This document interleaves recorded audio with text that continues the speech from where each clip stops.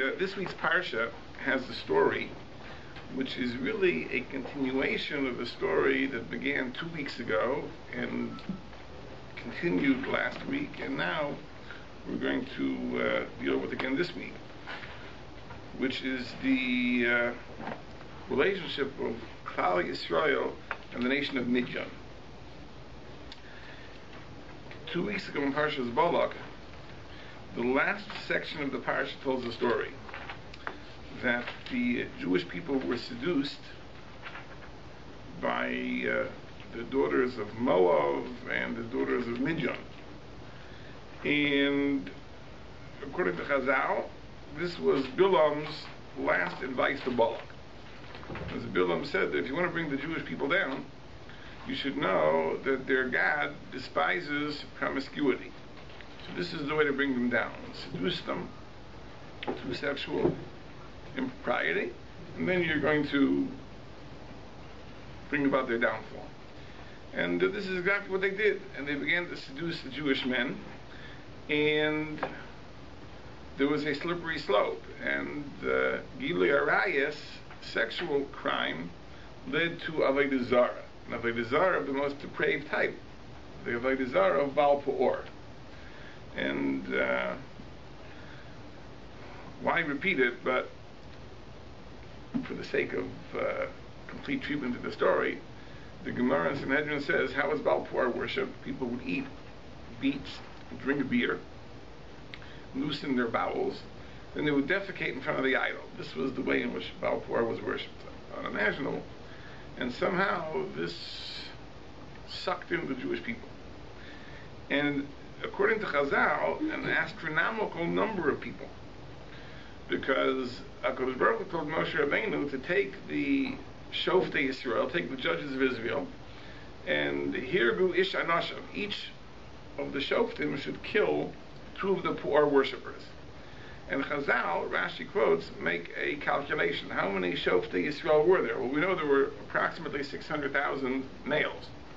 And we know that these 600,000 males were overseen by Sarei Alafim, officers over thousands, Sarei Meis, officers over hundreds, Sarei Chamishim, officers over 50s, and Sarei Asaras, officers over 10.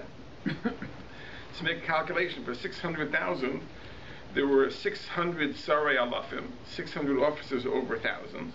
There were 6,000 Sarei Meis, because you have 10 times as many. There were 12,000 Sarei Chamishim, because if you divide 600,000 by 50, you have 12,000. And there were 60,000 Sarei Asaras, officers over 10. So add 60,000 and 12,000 and 6,000 and 600, you have 78,600, and each was meant to kill 2. So we're talking about over 150,000 poor worshippers, a quarter of the population.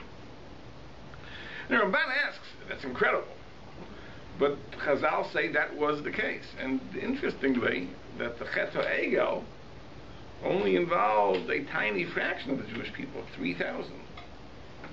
Egel worshippers were killed. And here you have over 150,000 poor worshippers. It just seems incredible.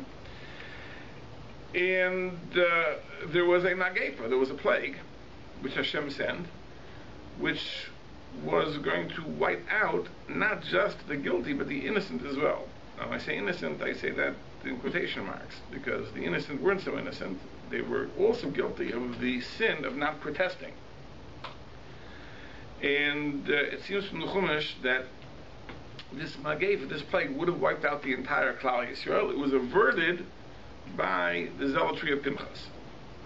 And that brings us to the end of Parshas Balak. In the beginning of Parshas Pinchas, Pinchas is given his reward for his zealotry. And the verse says, "V'lo chilisi es b'nei Yisrael v'kinasi," that I did not wipe out the Jewish people in my anger, says the Ribono Shel Olam, because of the zealotry of Pinchas. Hadn't, if the judges had fulfilled their responsibility, wouldn't that have mitigated it? It would have, but the Ramban points out that they had not. The Pasuk never tells us that the Shoftei Yisrael carried out God's instructions. Right. The Ramban understands that not even one execution took place. And since the purpose was only to avert the Magefa, and Pinchas achieved that. Therefore, the cases were all dismissed. That's the Ramban understands. And in this week's parsha, the theme is taken up again, where God gives Moshe Rabbeinu the command to wage a war of revenge against Midian. To wage a war against revenge. A war of revenge against Midian. And interestingly, the procedure for this war is somewhat strange. HaKadosh Baruch Hu tells Moshe to draft 1,000 people from each Shevet. This is in chapter 31. It says that every tribe should give up 1,000 people, and this is the draft.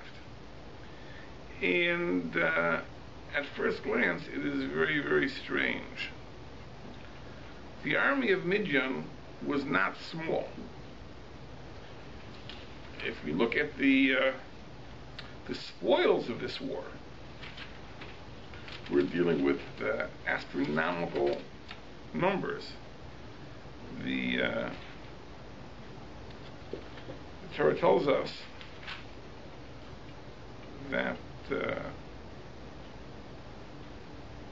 number of sheep that were taken as spoils were 670,500. The number of cattle were 72,000. The number of donkeys, 61,000. Right? The women who were below the age of sexual maturity were 32,000. So we're talking about a seemingly large nation. And yet Moshe Rabbeinu drafts 12,000 to carry out this war, and not more. Which seems very, very strange. Furthermore, the Ramban points out another interesting thing, that we never find that in the earlier wars, the draft procedure is laid out. Now, this is not the first military campaign described in the Torah. If you go back to Parshas B'Shalach, we have the war against Amalek. There, Moshe simply tells Yoshua, "B'char lanu anoshim," select men. But there is no procedure for the selection of 1,000 from each Shevet.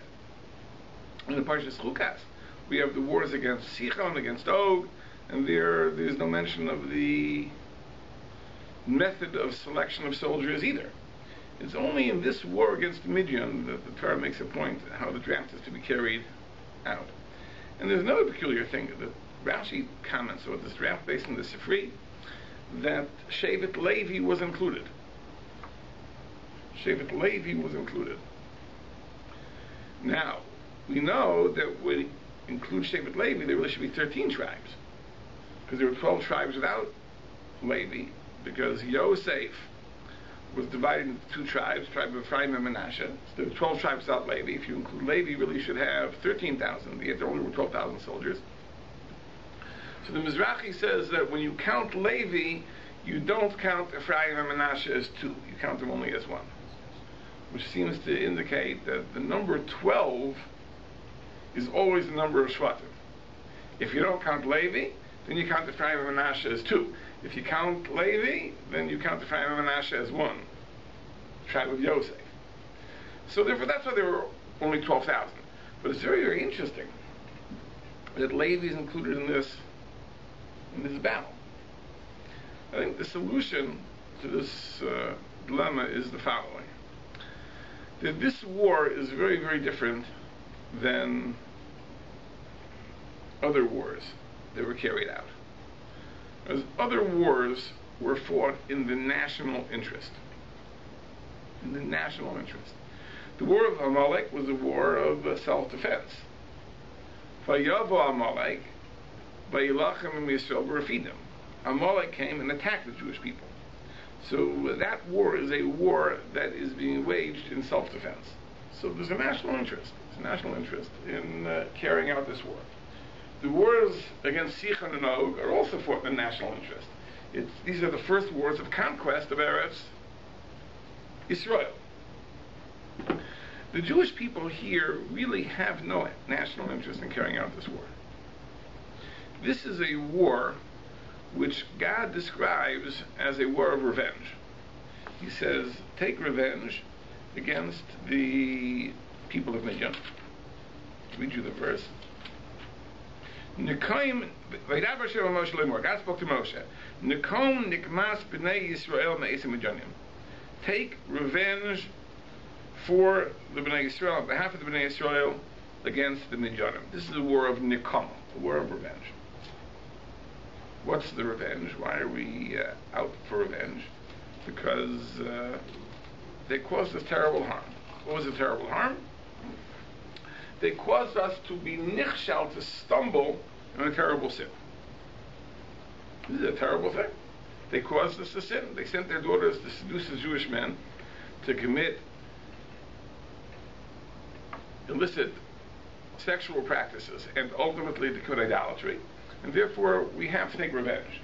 It's interesting to know that Moshe Rabbeinu, when he transmits the instructions to the people, he turns the phrase and he says, "Laseis nikmas Hashem b'Midyan." That the purpose of this is to take God's revenge. In other words, the Midyanim, by causing the Jewish people to stumble, really committed an offense against God. So this is not the Jews' revenge, this is God's revenge. So why does Moshe Rabbeinu turn the phrase?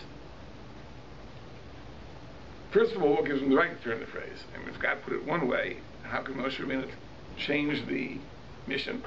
So Rashi points out that we see from here that if a person commits an offense against the Jewish people, in God's eyes, it's as if he was personally affronted.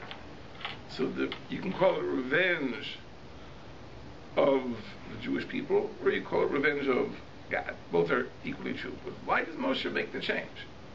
I think the answer is very simple. That, Moshe would tell the Jewish people, listen, I want you to stand up for your honor. Right? The John who committed a terrible offense against you, you have to stand up for your honor. So the Jews might say, listen, no thank you. Our honor is very precious, but to place our lives at risk and go to war to uphold our honor, we would rather not.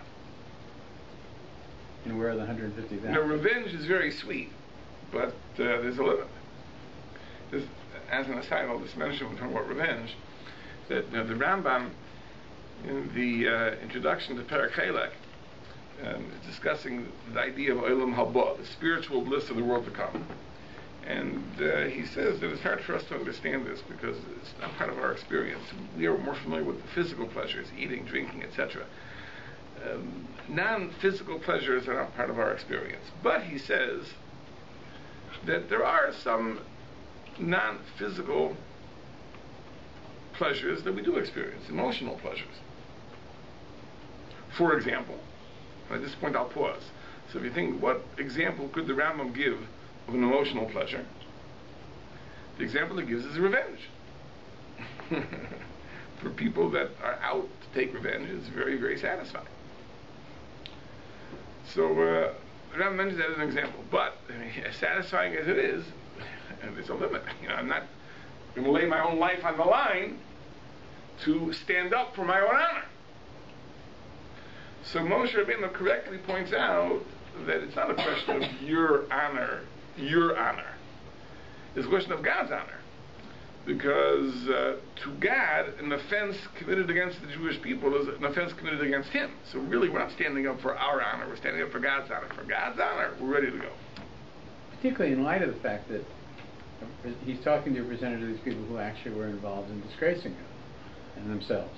Well, the Ramban understands, interestingly, I'm going to give another possibility. The Ramban understands that that's why the fighting force was so small. Because there were so many poor worshippers, as I'll point out, 150,000 were active poor worshippers, and they were liable for execution. And you can imagine, if there were that many worshippers, how many sympathizers were there. So in order to have a fighting force that was totally innocent, It meant selecting only the most righteous, the most outstanding tzaddikim. And the most they could bring were 1,000 per shevet. I mean, it's a fantastic thing the Ramban says.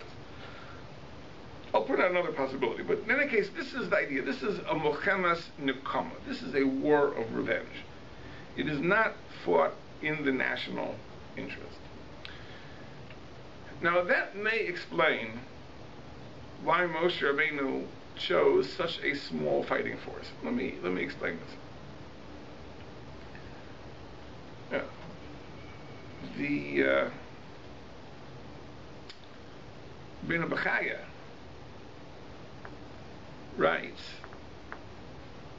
there's a pasuk in Mishlei. This is Ben Bechaya in the beginning of Parshas Kiseitze. There's a pasuk in Mishlei which says, "Sus muchan liyom hamuchama." The horse is prepared for the day of battle. V'lashem hatshula, but victory is God's. Meaning, you prepare the horse, you prepare the cavalry, you prepare the military, but victory is ultimately God's. That's what the verse says. So, Rabbi Bechaya explains that Shlomo HaMelech here is making a very important point. If victory in war is ultimately God's, so why do we go through the motions of arming ourselves and preparing ourselves and strategizing and so on and so forth? We should just rely on God. So Rabbi Bechaya says the answer to that question is that ein somchen ala nes. We don't rely on miracles. We're not allowed to rely on miracles. We have to prepare ourselves as much as we can humanly. We have to make preparations and arm ourselves and train, prepare the horses. If we make the preparations to the maximum possible extent, then we can rely on faith that God will pick up the slack, make up the difference, and will grant us victory. But a person has to do the most that he can to advance his interests in the natural way. Says Rabbi Bechaya, what is the proof to this? And Rabbi Bechaya himself brings an amazing Ramban back in Parshas Noach, where the Ramban asks the question that we know Noach built the ark, built the Teva. According to Chazal, it took him 120 years to do it. And what was the purpose of the Teva? To save himself, his family, and 2 of every animal. So the Ramban says, as large as the Teva was, it's impossible for 2 of every animal to fit in the Teva. It can't be. You can't have so many animals in the Teva. So it was a miracle. So it was a miracle. Why subject Noach to the burden of having to prepare for 120 years? The Ramban says, you see from here, this principle, that a person has to do his utmost. A person has to do what he can. Apparently, this is the largest box, the Teva, that a human being could construct. This is the maximum that a human being can do. So that he was obligated to do. Beyond that, God would provide the miracle. Applying this principle, the Ramban says a bit of Bechai, it's the same thing in war. So therefore, when Jewish soldiers carry out war, we expect that there should be logistical preparations and gathering of intelligence and so on and so forth. And then we hope that God will provide victory. Here it seems to be an exception. Because Moshe Rabbeinu knows he's fighting a massive nation, Midian, and he deliberately keeps the fighting force so small that it should be undoubtedly a miracle. Like, what could the calculation have been? The answer is like this: that revenge is a very, very tricky thing. Very, very tricky thing. You know, we are meant to emulate the Ribono Shel Olam. A Jew, we're meant to walk in the ways of God. Just like God is compassionate, we're meant to be compassionate. Just like He's gracious, we're meant to be gracious. But there's one thing about God that we don't emulate. The verse says, Kel nekoma is Hashem. God is a God of vengeance. And the Torah tells us, lo sikam v'lo sitar, that we're not allowed to take revenge. Well, if we're meant to emulate the ways of God, why do we draw the line here? Why is this the one thing that we don't do? We don't take revenge. And the answer is, Because the revenge that we would take is not the same thing that God does. When it says God takes revenge, it isn't that God sits back and has tremendous satisfaction. From what I really gave it to him. Right? God's revenge means that he gives the person exactly what he deserves. There is retribution. A person commits an offense, God gives the person his just deserts. It isn't that God takes any personal satisfaction. It isn't that God has pleasure in that. To the contrary, Chazal say that when even the wicked are judged, God has no pleasure from that. But he is kel nakamais in the sense that he does not give in, he does not overlook, he gives the person his just deserts. There is retribution which is measured and commensurate with the offense the person committed. That is the idea of God's nakam. So we can't do that. We can't do that. Because if we would try to emulate God in this way, inevitably there would be this element of personal satisfaction. We would take pleasure in the misery of our opponent. That itself is not godlike. So therefore, nekama is the one area where a person cannot even attempt to emulate the way of God. Now there are situations where we're called upon, in this parsha, to engage in an act of nekama. So what do we have to do? We have to eliminate all the possibilities of personal satisfaction. But maybe let me tell you a related vertical, which I think illustrates the point beautifully. Chazal tell us that during the time of the second Beis HaMikdash, the Chazal understood that it was appropriate to introduce a 19th blessing into the Matot-Masei. This was a time that there were various sects that were actively working to undermine the authority of the Chachmei Torah. And therefore it was important that we pray for their downfall, for their defeat. So the Gemara tells the story that the Chachamim and the Beis Din of Yavna were looking for someone who could compose the blessing. So they turned to a certain Talmud Chacham whose name was Shmuel HaKatan. And Shmuel HaKatan ordained the blessing in Yavna, the blessing against the Malshinim, the Morim, the apostates, and so on and so forth. So the question is, of all the people, why was it Shmuel HaKatan? Why was he the one who was chosen for this mission? So it's very interesting. If you look in Pirkei Avos, there is a teaching from the same Shmuel HaKatan. Shmuel HaKatan said, "B'nefoil oivecha al tismach." At the downfall of your enemy, do not rejoice. U'v'kashlo hayaga libecha. When he stumbles, don't be glad. Now, this is not an original teaching. This is really a pasuk in Mishlei. It's a pasuk in Proverbs. When it says that Shmuel HaKatan used to say it, it means he was fond of quoting this verse. Why was he fond of quoting this verse? Undoubtedly, it was something that he lived by. In other words, he took no personal satisfaction in the downfall of his opponents. So accordingly, when the Chazal had to find someone who could ordain the blessing against the Minim, it had to be somebody who had no personal satisfaction in their defeat. So they looked for a person of that quality. And the natural choice is Shmuel HaKatan. Whenever we have to carry out an act of vengeance, an act of nekama, we always have to bend over backwards to avoid the possibility of personal satisfaction. That's a very, very important thing. So how do we do it? How do we do it over here? So the answer is by not even allowing ourselves the satisfaction of a job well done. Let me explain.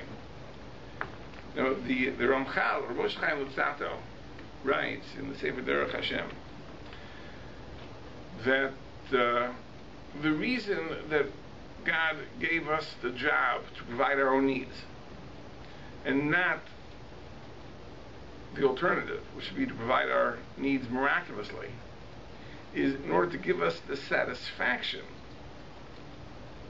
a sense of accomplishment in being able to fend for ourselves. Because imagine if everything you ate, everything you wore, and your house was a gift from heaven, came down on a silver platter.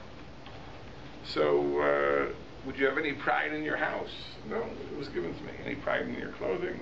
I didn't even buy it. It was given to me. Any pride in a well-prepared dish? It grew on a tree. Don't even take satisfaction in having prepared it. So God said, no, we want a person to have a sense of pride, a healthy sense of pride. So therefore God gave us the job. We have to work for a living, make money, build our own houses, grow our own food, and so on and so forth. Therefore we can take pride in it. If you have a very, very comfortable, handsome-looking home, you can take pride in the fact that you earned the money that it took to buy it, and it was your ingenuity and good taste enabled you to furnish it, and you can be proud of it. And you can be proud of all your accomplishments. And if you dress nicely, you can be proud of your good taste and the fact that you were able to make the clothes or buy the clothes or whatever the case may be. If everything was given to you in a miraculous process, there'd be no basis even for that healthy, well-deserved pride. When it comes to nakama, we bend over backwards. We don't even want to have the satisfaction of a job well done. We don't want that after the battle, everyone should sit around and say, boy, we did a good job, and we fought there, and we headed them off at the pass, and they could have escaped it. It had to be in a way that they could take no credit for it at all. At all. And that's why Moshe Rabbeinu said, we're going to take a very, very small force.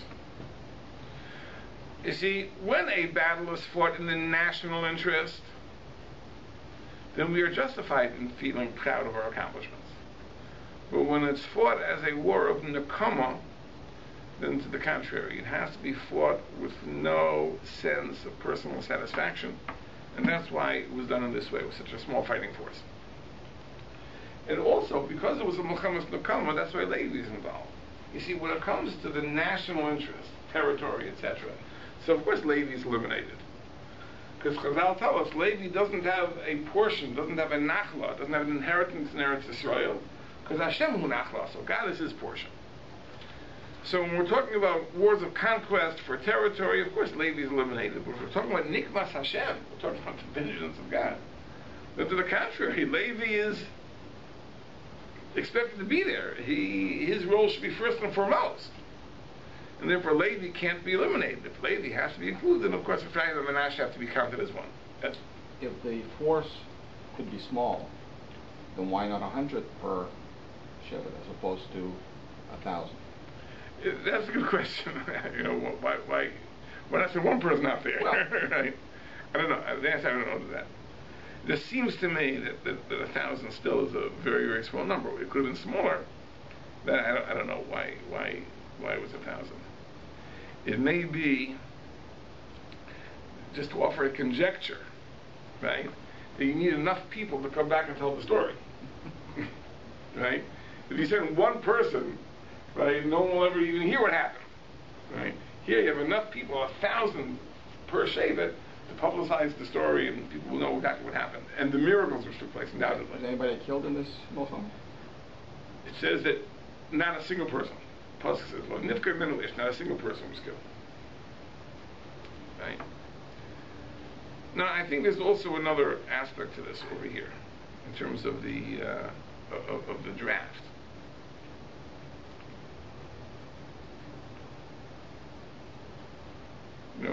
The idea of a draft is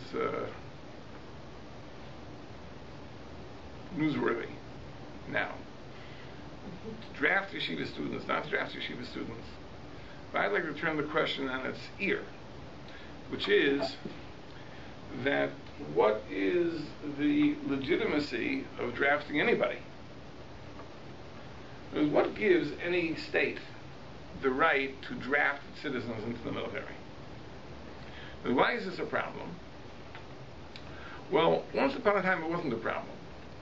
Once upon a time, the theory that legitimized government was the idea of the divine right of kings. If kings derive their authority from above, then they have God's prerogatives.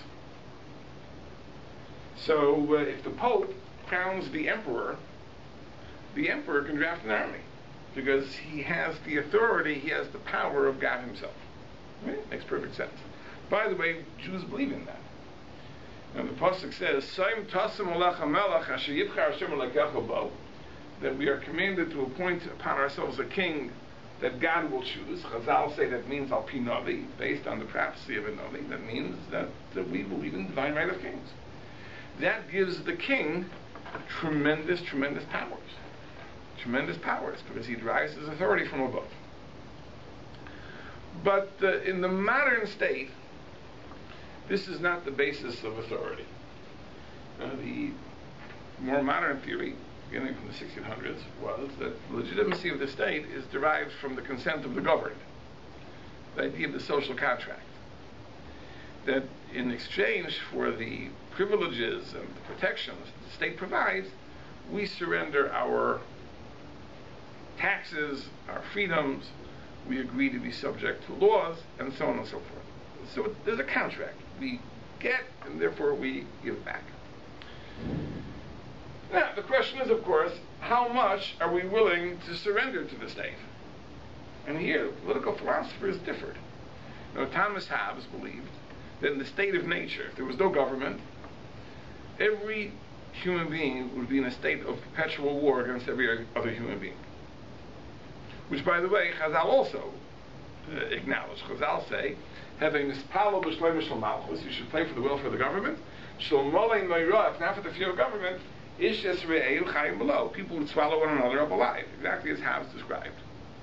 Life would be nasty, brutish, and short. Now, his book, Leviathan, is a big book, but those four words everyone knows. Nasty, brutish, and short. That's what life would be, if not for government. Hobbes therefore believed that a government could demand virtually anything of its citizens, because what it is giving them in exchange is life itself, protection. So to save your own life, you'll give anything in return. You might even give the possibility of giving up your life. Because if the alternative is certain death, I will risk death to avoid certain death. So the state can ask me to go to war and risk death, put my life at risk. Why? Because what's the alternative? There should be no state. If there's no state, I'm certainly dead. That's Hobbes' theory. Locke had a different theory. His theory was that in the state of nature, if there was no government, people would live in accordance with natural law. People would live decent lives because people have an intuitive sense of what's right and wrong. But there could be minor disputes, no questions and definitions, the gray areas. Therefore, we need governments to protect natural rights. Now, the finest articulation of Locke's political views is probably the American Declaration of Independence. That we hold these truths to be self-evident, that man is endowed by his creator with certain inalienable rights, among these the right to life, liberty, and the pursuit of happiness. We have natural rights. And as it goes on to explain, states are organized to protect those rights.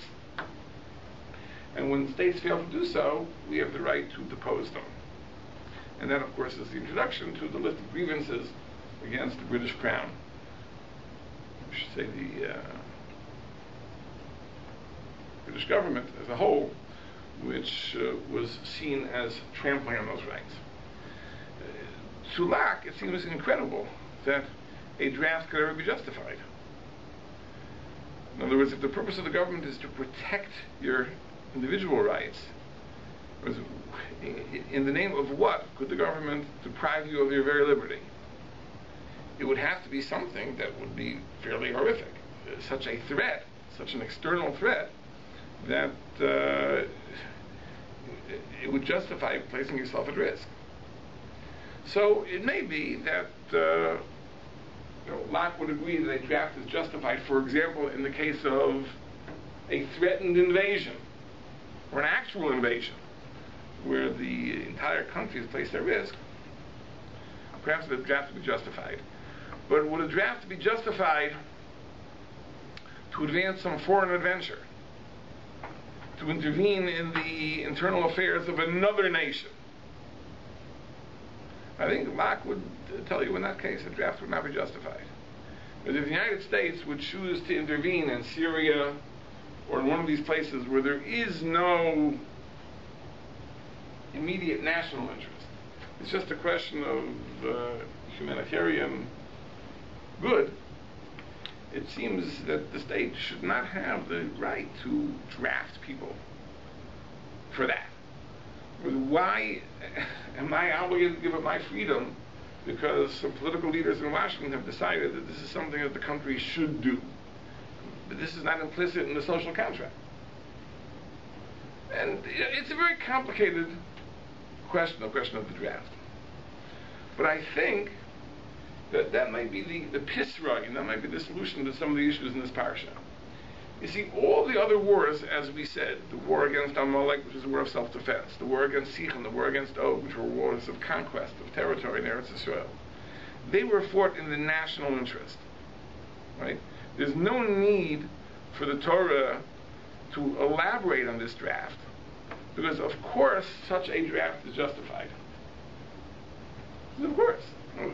Even if we did not resort to the doctrine of divine right, even if we contemplated the possibility that the legitimacy of Jewish authority also derives from the consent of the governed, to draft an army to advance the national interest would be something that could be conceivable.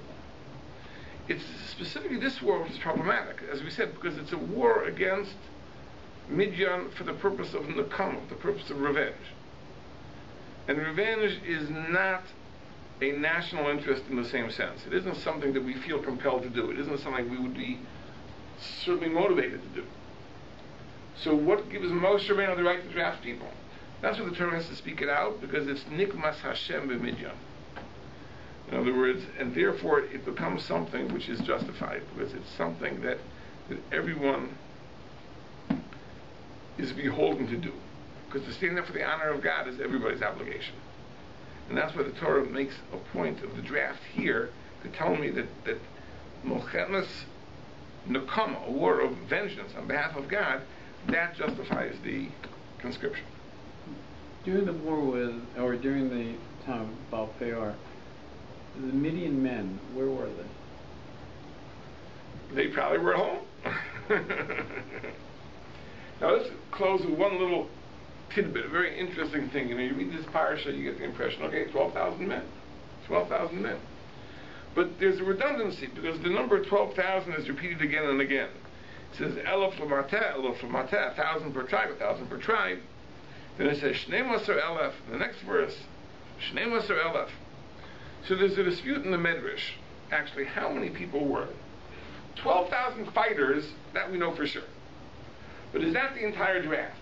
So there's an opinion which says there were 12,000 fighters, and there were 12,000 who guarded the kalim, who guarded the vessels. What we would call the support staff. An army is not just comprised of the people doing the actual fighting. But you have to have the support. Who feeds the army? Who supplies the army? Who tends to the ammunition, and so on and so forth. I mean, you need the support. It's not just the people carrying out the battle. If you read about D-Day, the Allied invasion of Europe, the amazing thing is not the front line of fighters. That's the amazing thing. But what was really amazing was the logistical arrangements that had to be made to supply those fighters as they advanced hundreds of miles into the interior of Europe. The supply lines and the transport and the provision of food and material. It's astounding. It's astounding. The logistics were just staggering. The element of surprise, could not have been. I mean, the Germans must have known that for months and months and months the Allies were preparing for this invasion. The element of surprise was, in one sense, because the Germans were confident that the invasion site was elsewhere, as opposed to the Normandy beaches where it took place, and how that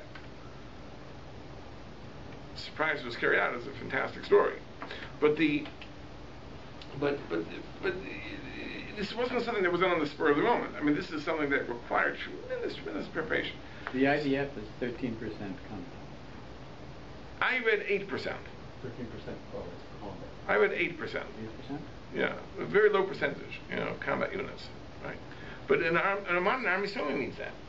But here, that's what the Chazal say, according to one opinion, that it was 12,000 and 12,000, or 12,000 fighters, 12,000 supporters. There's a third opinion which says there were really 36,000 people in the army. There were 12,000 fighters, there were 12,000 support staff, and there were 12,000 who were selected to daven, to pray, for the success of the battle. He says that's also important.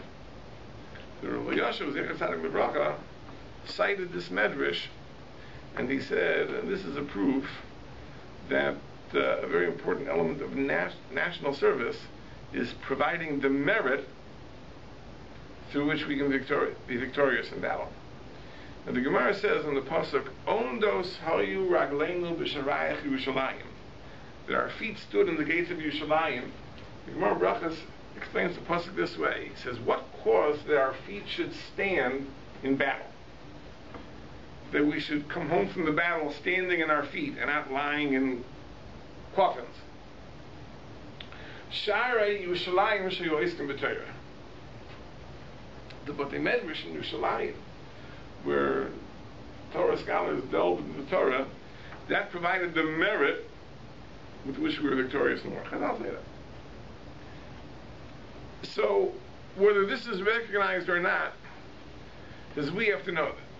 This is what Chazal tell us. Chazal tell us that the schus, the merit for which we are victorious in war, is the fact that Torah is learned in the Batei Knesias and Batei Midrashas, in the yeshivas. And you see in this draft that Moshe Rabbeinu drafted fighters, he drafted support, but he also drafted people that were committed to providing this merit. The question is, so in modern circumstances, how much? How much do you need? And who should provide this merit? They're all good questions. Excellent questions. I think that the important thing we have to remember is that when we try to do central planning, we have to be very, very careful for the unintended consequences. In other words, it sounds good that we're going to be very organized. The central authority will determine we need this many people doing this many people doing this many people doing this, and then everything will work to the maximum efficiency. So the current system that we have so many thousands of people learning Torah and so many thousands of people, in the army, it's not efficient. There has to be a shift of manpower. We have to move some of the people from the BaMidbar to the army, and then everything will work at peak efficiency. Meaning the provision of merit will not suffer, and the military strength will increase. Therefore, we'll even be more successful in future wars. And that's the calculus in a rough sense. But you should know, because I'll tell us an interesting thing. The Gemara tells us in Masechet Zerachin that there was a flute in the Beis HaMikdash, a flute for the time of Moshe Rabbeinu. It was a magnificent flute, it made a beautiful sound. And then it became slightly damaged. So they brought craftsmen from Alexandria to repair the flute, and they added something. They added a tikkun, and it wasn't as good as it was. So then what did they do? They removed the repair, and then it wasn't as good as it was. And the Gemara says the same thing. There was a machteshes, there was a grinder that was used to grind the herbs of the Torah. And they did a good job, and then it was dented. And they brought the craftsman again to repair it. And they made the repair, and it wasn't as good as it was before. When they removed the repair, then it was back to normal. It worked just as well as it had before. And this teaches us, says the Gemara, that al yishalel adam b'chachmaso, that a person should not take pride in his wisdom. And people think they're so smart. We got it all figured out. Right? It doesn't work that way. Sometimes you think you're going to solve a problem, you only exacerbate the problem. Central planning seems to be like a very, very good thing. But keep in mind that in the time that the Soviet Union was communist, and Khrushchev came to America to visit, what was the one thing that at all costs, one picture that could not be sent back to America, to Russia? Khrushchev was taken to visit one site, and there could not be any pictures of that site sent back to Russia. He was brought to an American supermarket. And this is before there were superstores, right? American supermarkets in the early 60s were not, late 50s were not there today, right? But there was a supermarket. And there was an abundance of goods, an abundance of apples and oranges and lemons and heads of lettuce and bags of potatoes and manufactured products. And in Russia, with all the central planning, people would stand in line for hours to buy a potato. Which shows that sometimes the market, as disorganized and as decentralized as it is, somehow there's a invisible hand which guides things to the exact proportions that we need. And the idea that a government will intervene and say we're going to have a quota, this many people can learn in the yeshiva, and this many people will do this, and this many people will do this, and so on and so forth. You have to be very, very cautious, very, very, very careful, because you don't want to jeopardize what exists now. Well, let me just illustrate this a little more at risk of wearing your patience thin. Now, the Torah tells us that when it comes to Eretz Yisrael, the holiness of Eretz Yisrael, it says, "V'lo soki ha'aretz aschem b'tamach ha'moisa," and the land should not vomit you out when you defile it, kasher kol asagaya shelifnechem, as it vomited out the nations that were there before you. That means we are told that there's a danger that Eretz Yisrael vomited out and expelled the 7 nations that occupied the land beforehand. Be careful, don't defile the land lest the same thing happened to you. And at first glance, this is incredible. Where do we ever see that the land, the 7 nations were vomited out by the land? We never see such a thing. The book of Yeshua tells us they invaded Eretz Yisrael, there were battles, there were wars, we won, they lost, but where do you see? The answer is that, of course, to the casual observer, it just looks like there was a battle, there was a war, and we won and they lost. But in reality, when you look at the spiritual roots of it, what really happened is that we could not maintain our grip in Eretz Yisrael. They could not hold on to it. The land expelled them. They weren't able to hold on to it. The land didn't allow them to hold on to it.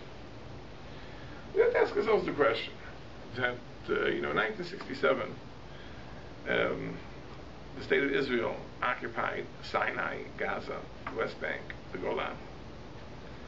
And in the years since, Sinai, we gave back under pressure. Gaza, we gave back under pressure. Since the West Bank, we're begging them to take back, under pressure. The Golan, temporarily, the situation in Syria doesn't allow for the contemplation of dealing the Golan, but when Assad was still viewed by the State Department as a reformer, it's hard to imagine. Progressive. That was the position of the United States, right? To give that back, and it's hard to imagine, the things that seemingly intelligent people said about Assad just stagger the mind. But that was the point that the Golan should be given back. So what's going on?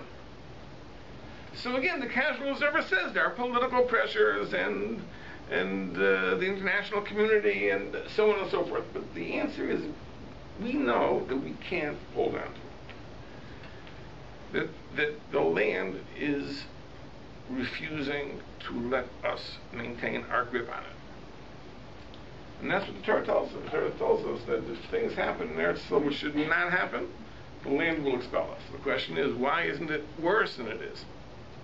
Because who knows? Maybe the reason that we're able to maintain the mainland is simply because there's so much Torah and there's so much Kedusha and so much Tefillah. So as much as there's a lot else, there's a balance. Disrupt that balance, and you're playing with fire. You're playing with fire. So everyone is so smart. Everyone had it all figured out. We have a scheme, and it'll be better, it'll work. The Chazal say, don't be so confident in your intelligence, in your wisdom.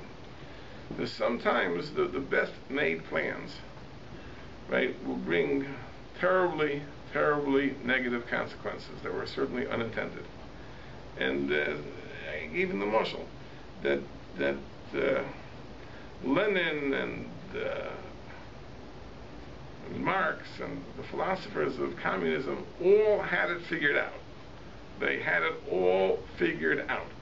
How this would be the vanguard of the future, and this would be the state that would eliminate all class struggle, and everyone would live in a state of harmony and avoid the alienation, which is an inevitable byproduct of capitalism. And it didn't happen. It didn't happen. So this is something that we all have to be aware of, that when we read the news and we read of everyone's plans, everyone's ideas, that we have to know that we need the guidance of a Rabbi Eliezer Breitowitz to see things clearly. With all due respect, it's not as though it's a laissez-faire environment now. It's a very planned environment now, though. And that is most of the root of many of the troubles. Is exactly that. In other words, the part of the no, but the idea of saying let it remain as it is. No. I'm saying is this. The thing is this. The first thing is you do no harm, right? If you want to make changes, it may be the changes are to take in a totally different direction, right? Not to take it further, right, to the level of coercion and pigeonholing people to assigned roles. I'm saying, but in the meantime, whatever the system is, for better or for worse, before you make changes, you have to be very, very, very cautious. I think that's something which prudent people could do. But it shouldn't be that the outcome of an election, of a single election, brings radical change. In the United States, for example, I'm mostly familiar with it, there are certain fundamental constitutional principles. So, as radical as the policies of, let's say, the Obama administration seem to the conservatives, right? And as radical in the other direction, the policies of the Reagan administration may have seemed to the Republicans, but the reality is that the range was really quite narrow. In other words, we're not talking about differences that range from the far east to the far west. We're talking about a range of policy decisions that are fairly close together, right? To the extent that for many, many, many decades, I remember, that there was the sense that the two parties really were not fundamentally different. I think now there's a little bit more diversity. But still, no one is talking about abolishing Social Security, right? And I can tell you this, that even Obamacare, if Obamacare gets off the ground, if it gets off the ground, that's a big if, but if it gets off the ground, if it survives to 2016, right, it will not even be part of the Republican agenda to try to appeal it, right? There'll be adjustments and tikkunim and repairs and so on and so forth. But once something goes through the process, it's a given, right? Social Security might have seemed to be a progressive program in the 1930s, right? But no one ever tried to repeal it subsequently. Because once it's established, it's established. In other words, in Israel, the idea that a single election, right, which does not create a clear mandate in any case, because we're talking about coalition politics, where a party that wins 15% of the vote can now assert itself as the de facto government because it creates the coalition. I mean, such a thing, and as a result, can overturn precedents of 65 years, is just an incredible, politically an incredible thing, right? So I'm just saying one word of caution, right? That before you upset something that, for better or for worse, has worked, the hour is late. Thank you for listening.